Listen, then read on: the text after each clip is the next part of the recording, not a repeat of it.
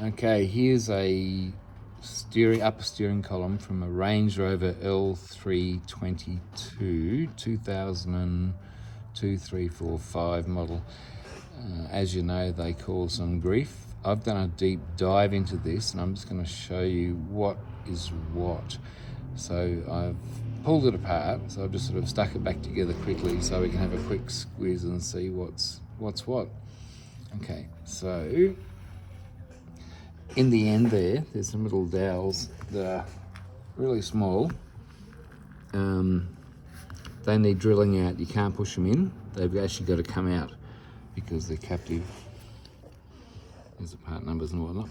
So that little cover, once you get that little sucker off, then you've got this board here which unplugs, so that comes out. That's fairly simple.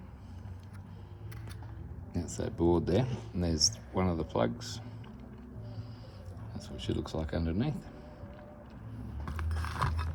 And then there's this little device here, which is the motor, which is actually, I'll take that lid off.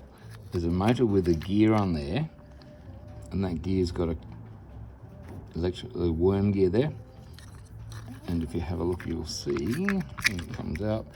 On the bottom of this, there's a cam.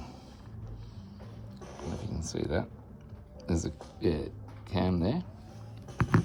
And what that does, if you see in there, it moves that plate. And that plate slides into a gap in here.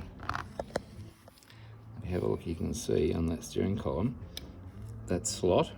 So the plate slides into there, and that's what locks it. Now, the thing that causes a lot of grief is this little fella here. They misbehave, and that's the little fella there. And as you can see, that's got a little magnet in there, and it locks it in place.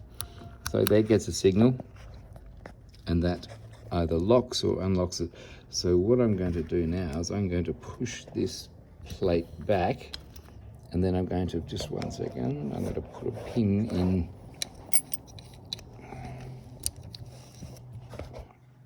I've just used that Allen key as a pin, but that is now, the plate is back. The pin would hold that in place, and guess what? The steering column turns. Okay. That's where the plate goes in, as you can see. Slides into there.